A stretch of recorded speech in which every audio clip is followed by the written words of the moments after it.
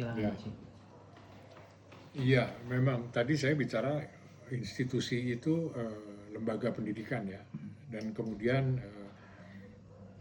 kita bertanya apakah ada lembaga yang lain. Memang ada lembaga yang lain. Nah, cuma dilihat dari konsistensi perkembangannya yang paling linier itu pendidikan. Nah, lembaga yang lain ya tentunya ada ya, dalam artian ya minimal galeri nasional. Nah, kalau kita bicara galeri nasional, platformnya tentunya agak beda ya. Galeri nasional itu lebih di dalam artian bukan hanya untuk menjamin kegiatan di dalam negeri, ya, tetapi juga merupakan wajah untuk kita melihat ke dunia internasional. Dan ini sudah merupakan konvensi ya. Jadi konvensi di seluruh dunia itu semua negara-negara yang stabil itu mempunyai museum nasional, galeri nasional, dan perpustakaan nasional. Arsip nasional itu adalah bagian dari perpustakaan nasional. Ketiga lembaga ini mendasari harkat sebuah bangsa.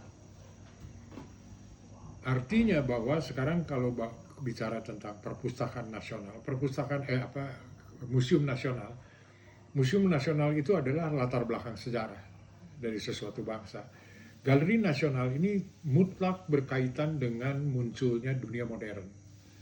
Jadi semua galeri nasional di dunia ini selalu mulai dengan bagaimana mereka merintis seni rupa modern.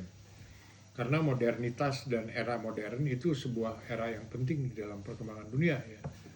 Nah, perpustakaan nasional itu adalah arsip. Dan tiga ini merupakan lembaga untuk memperkenalkan diri ke internasional dan saya kira tentunya mempunyai pengaruh pada perkembangan di kita ya.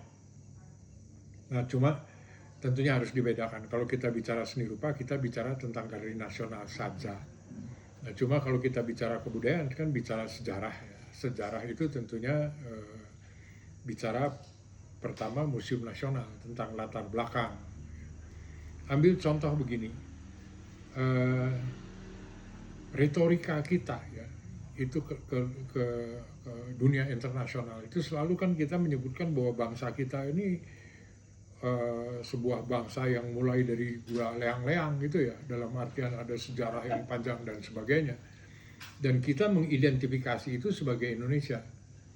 Dan kemudian ada jajahan, biasanya jajahannya rada di skip nih, terus kemudian merdeka. Buat orang asing itu nggak bisa dipahami. Jadi kamu ini bisa dari mulai gua leang-leang itu sebetulnya dari zaman primitif itu kamu sudah di Indonesia, padahal enggak kan? Itu adalah sejarah latar belakang kita gitu. Jadi ini praktisi pernah Rikri Kusnara ya, yang sekarang jadi pembantu rektor ITB itu membawa penjelasan galeri nasional ke Prancis. Dan setelah menjelaskan galeri nasional Prancis, baru orang-orang Prancis itu mengerti. Jadi bahwa galeri nasional ini menunjukkan republik. Jadi museum nasional itu latar belakangnya. Jadi kalau orang Prancis bilang, wah kita juga gitu. Itu baru menjelaskan ya. Jadi sederhana banget. Nah di sana yang kita bisa melihat itu kaitannya lebih kepada budaya dan juga harkat Indonesia ke internasional. Nah kondisi yang semacam ini itu berantakan. Museum Nasional dan Galeri Nasional itu berarti di bawah Menteri Kebudayaan sekarang kan. Nah Perpustakaan Nasional itu berada di bawah Sekretariat Negara yang nggak ada hubungannya. Sejarahnya yang saya pernah tahu itu adalah ketika negara Kartagama dikembalikan oleh Belanda, Ibu Tin itu nganggap itu barang keramat. Jadi ingin deket-deket, jadi jangan jauh-jauh. Nah waktu itu kan Sekretariat Negara itu dekat sekali sama Pak Harto kan. Murdiono itu dekat, jadi ditaruhnya dekat-dekat di Sekretariat Negara. Ditaruhnya di bawah Sekretariat Negara sampai sekarang. Sampai sekarang hubungannya Sekretariat Negara sama Perpustakaan Nasional ini ngerti juga enggak. Itu kan harusnya gabungan dalam itu sampai sekarang loh. Ini sebetulnya usulan sudah dari Ibu Edi dari zaman itu disatukan. Semuanya itu tiga-tiganya di bawah Kementerian Kebudayaan. Tapi sekarang enggak. Nah ini kaitannya dengan bangsa kita dalam memperkenalkan. Jadi udah standar lah turis di mancanegara, begitu mereka datang ke suatu negara, dia kunjungi 3 lembaga ini untuk mengetahui latar belakang sejarah nenek moyang kamu, bagaimana kamu masuk dunia modern, dan bagaimana itu tercermin pada arsip. Itu paten. Dan saya nggak tahu bagaimana turis datang ke sini kemudian ngelihat galeri nasional kayak gitu, museum nasional kayak gitu, perpustakaan nasional juga tidak tahu. Nah, sementara saya ingin menekankan bahwa di perpustakaan nasional itu bukan cuma ada Negara Kartagama ya.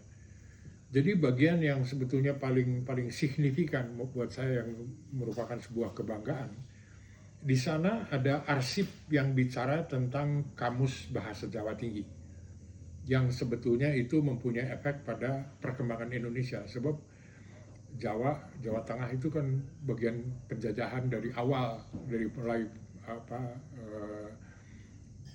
Jawa mulai dijajah, jadi mereka mencoba menguasai Indonesia melalui bahasa Jawa dan sebagainya lah, segala macam di situ.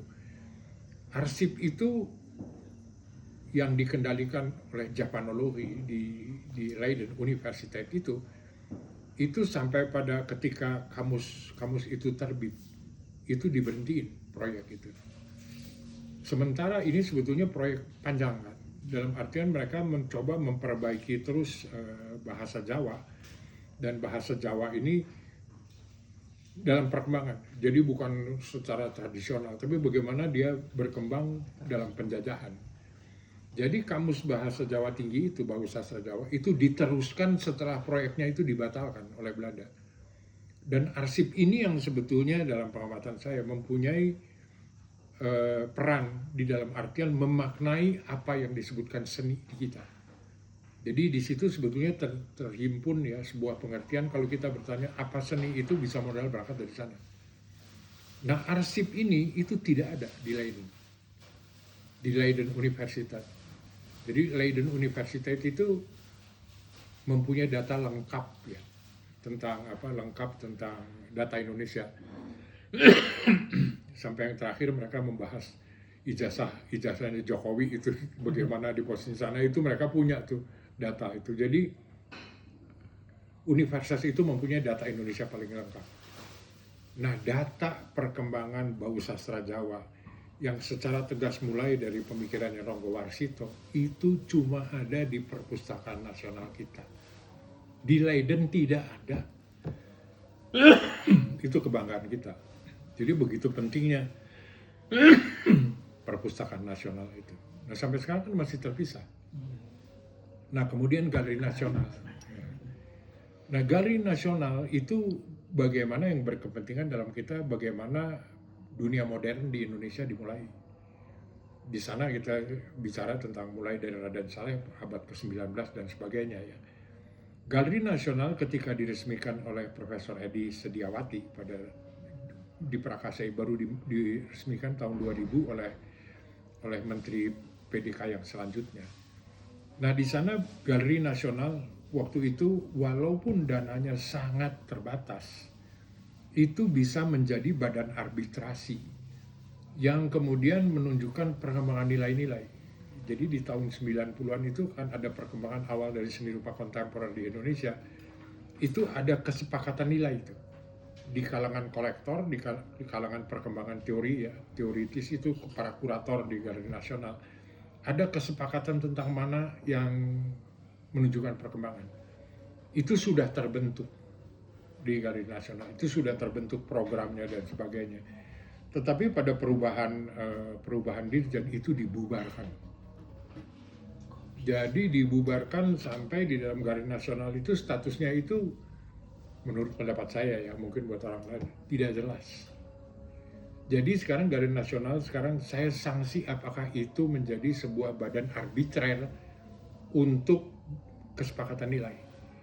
Waktu di masa Ibu Edi itu terjadi walaupun nggak tegas ya, tetapi samar-samar sudah mulai ada kesepakatan di antara galeri swasta, di antara kolektor, dan nilai yang disodorkan oleh Galeri Nasional. Karena Galeri Nasional itu selalu punya kurator, sampai sekarang masih baik ya ada kuratornya.